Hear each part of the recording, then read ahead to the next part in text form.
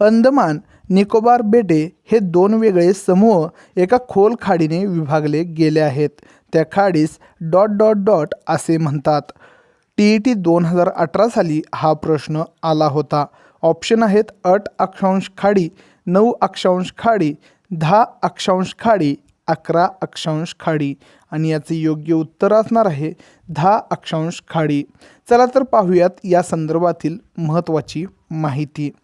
10 अक्षांश खाडी म्हणजेच 10 अंश चॅनल ही खाडी साधारणपणे 150 किलोमीटर रुंद असून ती उत्तर अंदमान द्वीपसमूह आणि दक्षिण निकोबार द्वीपसमूह यांच्या दरम्यान आहे. ती बंगालच्या उपसागराला अंदमान समुद्राशी जोडते.